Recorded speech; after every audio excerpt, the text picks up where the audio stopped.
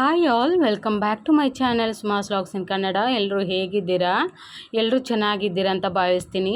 ಸಂಕ್ರಾಂತಿ ಬಂತೆಂದರೆ ನಮ್ಮ ಉತ್ತರ ಕರ್ನಾಟಕದ ಕಡೆ ಈ ಸಜ್ಜಿ ರೊಟ್ಟಿ ಇಲ್ಲ ಅಂತೇಳಿದರೆ ನಡೆಯುವುದೇ ಇಲ್ಲ. ಈ ಸಜ್ಜಿ ರೊಟ್ಟಿನ ಪ್ರತಿಯೊಂದು ಮನೆಯಲ್ಲೂ ಒಂದು ವಾರ ಮುಂಚಿತವಾಗಿಯೇ ಸಜ್ಜಿ ರೊಟ್ಟಿನ ತುಂಬಾ ತಟ್ಟಿ ಇಡ್ತಾರೆ.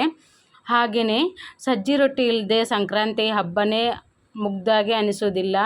ಈ ಸಜ್ಜಿ ರೊಟ್ಟಿಗೆ ಸ್ವಲ್ಪ ಮೊಸರು ಹಾಗೆಯೇ ಸ್ವಲ್ಪ ಚಟ್ನಿ ಪುಡಿ ಹಾಕ್ಕೊಂಡು ತಿಂತಾ ಇದ್ದರೆ ಆಹಾ ತುಂಬಾ ರುಚಿಯಾಗಿರುತ್ತೆ. ಬನ್ನಿ ಸಜ್ಜಿ ರೊಟ್ಟಿನ ಯಾವ ರೀತಿ ಮಾಡೋದಂತ ನೋಡ್ಕೊಂಡು ಬರೋಣ. ನಾನಿಲ್ಲಿ 1 kg ಆಗುವಷ್ಟು ಸಜ್ಜೆ ಹಿಟ್ಟನ್ನು ತೊಗೊಂಡಿದ್ದೀನಿ. ಹಾಗೆಯೇ ಅದಕ್ಕೆ ಸ್ವಲ್ಪ ಅರಿಶಿನ ಹುಡಿ, ಹಾಗೆಯೇ ಸ್ವಲ್ಪ ಉಪ್ಪು, ಹಾಗೆಯೇ ಮೇಲೆ ಹಚ್ಚಲಿಕ್ಕೋಸ್ಕರ ಎಳ್ಳನ್ನು ಇಟ್ಕೊಂಡಿದ್ದೀನಿ.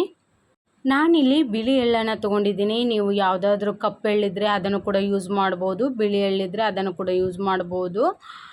ಇದಕ್ಕೇ ಸ್ವಲ್ಪ ಬಿಸಿನೀರನ್ನು ಇಟ್ಕೊಳ್ಬೇಕು. 1 ಲೋಟದಷ್ಟು, 1-1.5 ಲೋಟದಷ್ಟು ಬಿಸಿನೀರನ್ನು ಇಟ್ಕೊಂಡು ಅದು ಚೆನ್ನಾಗಿ ಕುದಿಬೇಕು. ಕುದ್ದಾದ ನಂತರ ಹಿಟ್ಟಿಗೆ ಹಾಕಿ ಗರ ಗರ ಗರ ಗರ ಅಂತ ತಿರುಗಿಸ್ಬೇಕು. ಅದು ಹಿಟ್ಟೆಲ್ಲ ಅದರೊಳಗೆ ಇದಾಗಬೇಕು. ಸ್ವಲ್ಪನೂ ಹಿಟ್ಟು ಆರಿ ಹೋಗಬಾರ್ದು. ಇದರಲ್ಲೇ ನಮಗೆ ರೊಟ್ಟಿ ಚೆನ್ನಾಗಿ ಬರೋದು ಒಂದು ಸ್ಟೆಪ್ ಅಷ್ಟೇ.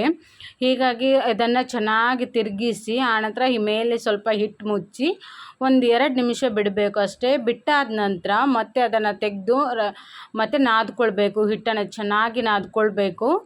ಈ ಪ್ರೊಸೀಜರಲ್ಲಿ ನಾವೇನಾದರೂ ಸ್ವಲ್ಪ ನೀರು ಜಾಸ್ತಿ ಆಯಿತು, ಇಲ್ಲ ನೀರು ಆರಿ ಹೋಯ್ತು ಅಂತ ಹೇಳಿದರೆ ಹಿಟ್ಟು ನೀರಾಗೋ ಚಾನ್ಸಸ್ ಕೂಡ ಇರುತ್ತೆ. ನಂದು ಕೂಡ ಹಾಗೆಯೇ ಆಯಿತು. ಅದಕ್ಕೆ ಮತ್ತೆ ಒಂದು ಅರ್ಧ kg ಹಿಟ್ಟು ವೇಸ್ಟ್ ಆಗುತ್ತೆ. ಹಾಗಾಗಿ ಮೊದಲು ಬಿಸಿನೀರು ಹಾಕುವಾಗಲೇ ಸ್ವಲ್ಪ ಬಿಸಿನೀರು ಹಾಕ್ಕೊಂಡು ಗಟ್ಟಿಯಾಗಿ ಕಲಿಸ್ಕೊಳ್ಳಿ. ಇಲ್ಲದಿದ್ದರೆ ರೊಟ್ಟಿ ತಟ್ಟಲಿಕ್ಕೆ ಸ್ವಲ್ಪ ಕಷ್ಟನೇ ಆಗ್ಬೋದು. ಹೀಗೆ ಬಿಸಿನೀರನ್ನು ಹಾಕಿದ ನಂತರ ಚೆನ್ನಾಗಿ ಹಿಟ್ಟನ್ನು ನಾದ್ಕೊಳ್ಬೇಕು. ನಾವು ಎಷ್ಟು ಹಿಟ್ಟನ್ನು ಚೆನ್ನಾಗಿ ನಾದ್ಕೊಳ್ತೇವೋ ಅದರಲ್ಲಿ ಆ ರೊಟ್ಟಿ ಕೂಡ ಚೆನ್ನಾಗಿ ಬರುತ್ತೆ. ನಾವು ಎಷ್ಟು ಉಜ್ಜಿದ್ರೂ ಕೂಡ ರೊಟ್ಟಿ ಹರಿಯುವುದಿಲ್ಲ. ಹಿಟ್ಟನ್ನು ನಾದ್ಕೊಂಡು ಪಕ್ಕಕ್ಕೆ ಇಟ್ಕೊಂಡು ಮತ್ತೊಂದು ಪಾತ್ರೆಯಲ್ಲಿ ಸ್ವಲ್ಪ ನೀರು ಹಾಕಿ, ಹಾಗೆಯೇ ಒಂದು ಕಾಟನ್ ಬಟ್ಟೆ ಇದ್ದರೆ ಕಾಟನ್ ಬಟ್ಟೆನ ಇಟ್ಕೊಳ್ಳಿ. ಸ್ವಲ್ಪ ಹಿಟ್ಟನ್ನು ತಗೊಂಡು ಅದನ್ನು ರೌಂಡ್ ಮಾಡಿ ಅದಕ್ಕೆ ಮೇಲೆ 2 ಸೈಡಿಗೆ ಎಳ್ಳನ್ನು ಹಚ್ಚಿ ಸ್ವಲ್ಪ ತಟ್ಟಿ, ಯಾಕಂದರೆ ಎಳ್ಳು ಉದುರಿ ಹೋಗಬಾರ್ದು. ಸ್ವಲ್ಪ ಎಳ್ಳನ್ನು ಹಚ್ಕೊಂಡು 2 ಸೈಡಿಗೆ ಹಚ್ಕೊಂಡು ರೊಟ್ಟಿಯನ್ನು ನೀವು ತಟ್ಟೋದಾದರೆ ತಟ್ಟಲೂಬಹುದು. ನಾನಿಲ್ಲಿ ಲಟ್ಟಿಸ್ತಾ ಇದ್ದೇನೆ. ನಾವು ಚಪಾತಿನ ಯಾವ ರೀತಿ ಮಾಡ್ತೇವೆ ಆ ರೀತಿ ಲಟ್ಟಿಸ್ಕೊಳ್ಬೋದು, ಅಥವಾ ಕೈಯಿಂದ ತಟ್ಟಬಹುದು ಅಂತ ಹೇಳಿದ್ರೆ ಕೈಯಿಂದನೂ ತಟ್ಬೋದು. ನಾನಿಲ್ಲಿ ಚಪಾತಿ ಮಾಡೋದ್ರಿಂದ ತೆಗೆದು ತೆಳುವಾಗಿ ಲಟ್ಟಿಸಬೇಕು. ಎಷ್ಟು ತೆಳುವಾಗುತ್ತೆ ಅಷ್ಟು ಚೆನ್ನಾಗಿ ಬರುತ್ತೆ ರೊಟ್ಟಿ. ಸ್ವಲ್ಪ ದಪ್ಪ ಆದರೆ ಮತ್ತು ಅದು ಖಡಕ್ ಆದ ನಂತರ ತಿನ್ನಲಿಕ್ಕೆ ಸ್ವಲ್ಪ ಕಷ್ಟ ಆಗ್ಬೋದು. ತೆಳುವಾಗಿ ಲಟ್ಟಿಸ್ಕೊಂಡ್ರೆ ತುಂಬಾ ಚೆನ್ನಾಗಿರುತ್ತೆ. ತೆಳುವಾಗಿ ಲಟ್ಟಿಸ್ಕೊಂಡು ಕಾದ ಹಂಚಿಗೆ ಹಾಕಿ 2 ಸೈಡು ಚೆನ್ನಾಗಿ ಬೇಯಿಸ್ಕೊಳ್ಬೇಕು.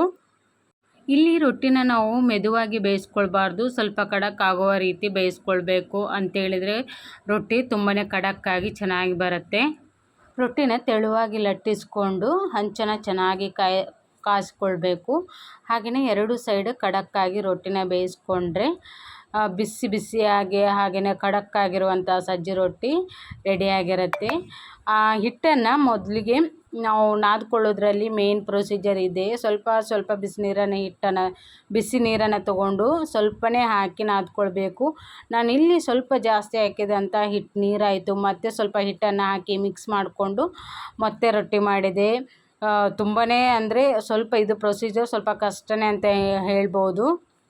ನಮ್ಮ ಉತ್ತರ ಕರ್ನಾಟಕದ ಸೈಡ್ ಸಂಕ್ರಾಂತಿ ಹಬ್ಬ ಬಂತೇಳಿದರೆ ಎಲ್ಲರ ಮನೆಯಲ್ಲಿ ಸಜ್ಜಿ ರೊಟ್ಟಿ, ಎಳ್ಳು ಹಚ್ಚಿದ ಸಜ್ಜಿ ರೊಟ್ಟಿ ಅಂತಲೇ ಹೇಳ್ತಾರೆ. ಅದಂತೂ ಇರಲೇಬೇಕು. ಪ್ರತಿ ಊಟಕ್ಕೂ ಕೂಡ ಸಜ್ಜಿ ರೊಟ್ಟಿ ಇರಲೇಬೇಕು. ಇದಕ್ಕೆ ಥರ ಪಲ್ಯ ಕೂಡ ಮಾಡಿರ್ತಾರೆ. ಚೌಳಿಕಾಯಿ ಪಲ್ಯ, ಪುಂಡಿ ಪಲ್ಯ, ಮಡಿಕೆ ಕಾಳು, ಹಾಗೆಯೇ ಹೆಸರು ಕಾಳು ಪಲ್ಯ, ಎಲ್ಲ ರೀತಿ ಒಂದು 10 ಥರದ ಪಲ್ಯ ಕೂಡ ಮಾಡಿರ್ತಾರೆ. ಸಂಕ್ರಾಂತಿ ಬಂತಂತೇಳಿದರೆ ಈ ರೀತಿ ಊಟ ಮಾಡಲಿಕ್ಕೆ ಒಂಥರ ಚೆನ್ನಾಗಿರುತ್ತೆ. ನೀವು ಕೂಡ ಒಂದು ಸಲ ಟ್ರೈ ಮಾಡಿ ನೋಡಿ ಈ ರೀತಿ ಸಜ್ಜಿ ರೊಟ್ಟಿನ. ಹೊಸತಾಗಿ ಮಾಡೋರಿಗೆ ಸ್ವಲ್ಪ ಕಷ್ಟನೇ ಆಗ್ಬೋದು, ರೆಗ್ಯುಲರ್ ಮಾಡೋರಿಗೆ ಏನು ಪ್ರಾಬ್ಲಮ್ ಇಲ್ಲ. ಹೊಸತಾಗಿ ಮಾಡೋರಿಗೆ ಸ್ವಲ್ಪ ಹಿಟ್ಟನ್ನು ಗಟ್ಟಿಯಾಗಿ ನಾದ್ಕೊಂಡ್ರೆ ರೊಟ್ಟಿ ತುಂಬಾ ಚೆನ್ನಾಗಿ ಬರುತ್ತೆ. ಹಾಗೆ ಚಪಾತಿ ಲಟ್ಟಿಸಿದರೆ ಇನ್ನೂ ಚೆನ್ನಾಗಿ ಬರುತ್ತೆ. ಟ್ರೈ ಮಾಡಿ ನೋಡಿ ಯಾವ ರೀತಿ ಇತ್ತಂತ ನನಗೆ ಕಮೆಂಟ್ ಮಾಡಿ. ಹಾಗೆಯೇ ನಿಮ್ಮ ಸೈಡ್ ಯಾವ ರೀತಿ ಸಂಕ್ರಾಂತಿ ಹಬ್ಬನ ಆಚರಿಸ್ತೀರಿ? ನಾವಂತೂ ಖಾಲಿ ಸಿಂಪಲ್ಲಾಗಿ ಎಳ್ಳು ಬೆಲ್ಲ ತಿಂದು ಸಂಕ್ರಾಂತಿ ಹಬ್ಬನ ಆಚರಣೆ ಮಾಡ್ತೀವಿ. ಹಾಗೆಯೇ ಈ ರೀತಿ ಅಡುಗೆ ಸಜ್ಜೆ ರೊಟ್ಟಿ ಹಾಗೆಯೇ ಒಂದು ಸ್ವಲ್ಪ ಪಲ್ಯ ಈ ರೀತಿ ಇದ್ದರೆ ಅಷ್ಟೇ ನಮ್ಮದು ಸಂಕ್ರಾಂತಿ ಹಬ್ಬ. ಹಾಗೆಯೇ ಎತ್ತಿನ ಬಂಡಿ ಹಾಗೆಯೇ ಹೀಗೇನೆ ಬುತ್ತಿ ಎಲ್ಲ ಕಟ್ಕೊಂಡು ಹೊಲಕ್ಕೆ ಹೋಗಿ ಊಟ ಮಾಡೋದೇ ಒಂಥರ ಚೆಂದ ಅಲ್ವಾ, ತುಂಬಾ ಚೆನ್ನಾಗಿರುತ್ತೆ. ನೀವು ಯಾವ ರೀತಿ ಸಂಕ್ರಾಂತಿ ಹಬ್ಬನ ಆಚರಿಸಿದ್ದೀರಿ, ಹಾಗೆಯೇ ನೀವು ಯಾವ ಥರದ ಅಡುಗೆ ಮಾಡ್ತೀರಿ ಅಂತ ನನಗೆ ಕಮೆಂಟ್ ಮಾಡಿ.